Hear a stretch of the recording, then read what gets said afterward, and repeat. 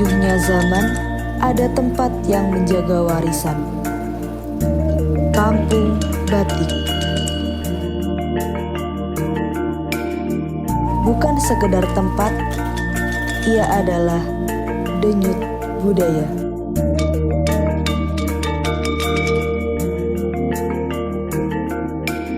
Kampung ini berdiri bukan hanya dari bata dan semen, tapi dari cerita dan motif yang diwariskan lintas generasi.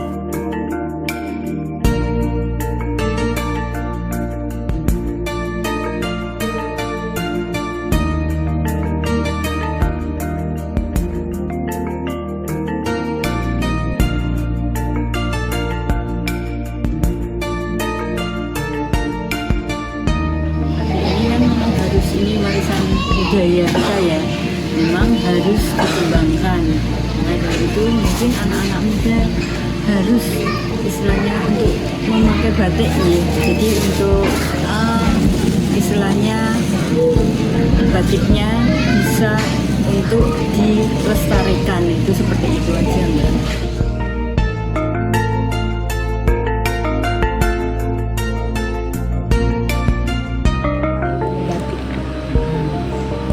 Cerita awal mula saya membatik ya. Jadi begini Mbak, tahun 2005 itu ada seorang ibu namanya Ibu Umi Sumiati. Beliau salah satu pendiri Batik Semarang 16. Beliau itu orang Tegal. Kemungkinan karena suaminya dinas di Semarang, nah beliau kan otomatis pindah ke Semarang tuh. Nah, saat di Tegal itu beliau belajar tentang batik. Nah, saat beliau pindah ke Semarang, beliau ingin membuat batik di kota Semarang. Tetapi mungkin keinginan beliau ingin membuat batik dengan khas yang Semarang itu seperti apa. Kemudian berselancarlah beliau mencari tahu tentang informasi tentang batik. Nah, terus kemudian di tahun yang sama juga ada beberapa dosen Undip di bawah naungan Ibu Dewi Yuliati. Beliau juga ingin membangkitkan kembali batik Semarang karena beliau tahu di Kota Lama itu dulu ada gedung GKBI, Gedung Gabungan Koperasi Batik Indonesia. Dari situ membuat beliau ingin mengangkat kembali batik Semarang karena memang beliau sudah tahu dan sudah paham batik Semarang memang sudah pernah ada. Ya.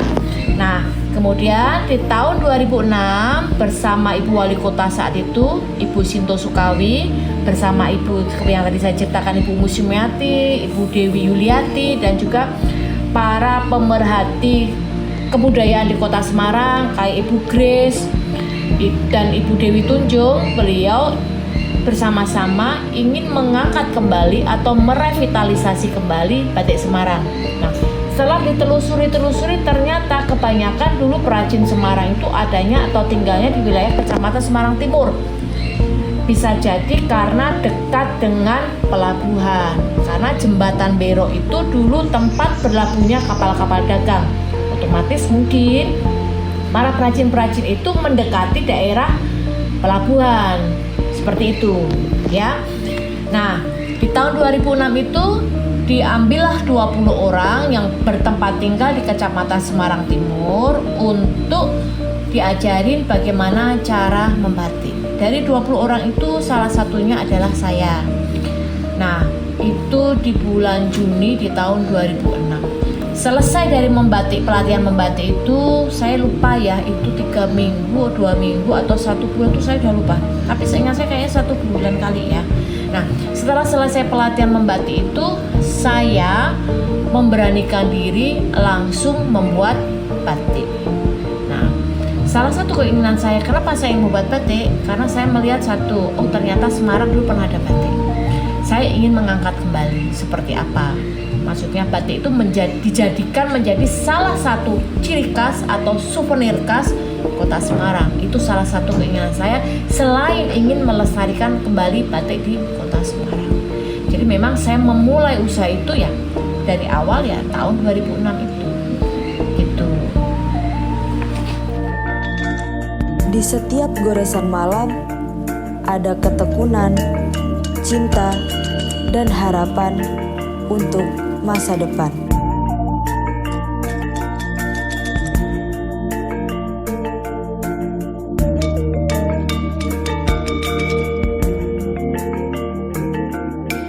Konservasi bukan hanya menjaga budaya, tapi juga menjaga lingkungan tempat budaya itu tumbuh.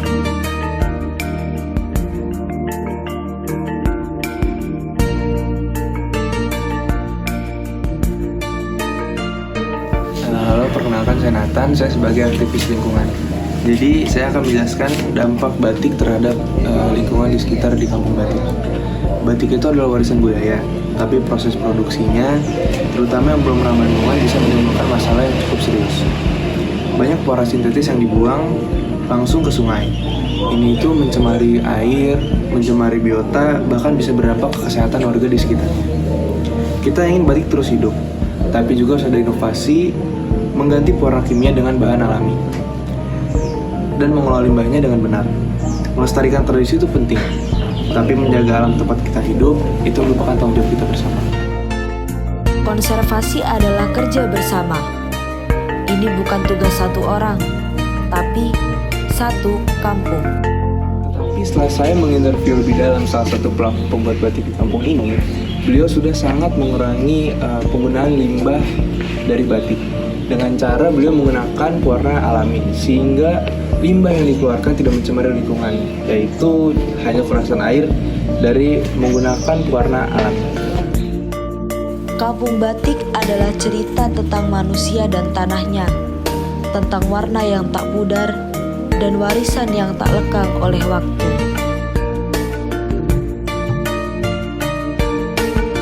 Dari video konservasi ini, kita belajar bahwa batik adalah warisan budaya kita yang perlu kita lestarikan.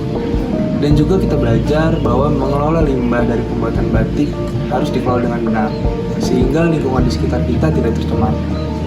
Kalau ingin batik tidak dimiliki lagi oleh negara lain dan tetap menjadi milik Indonesia, ayo mulai sekarang cintai dan lestarikan batik di negara kita.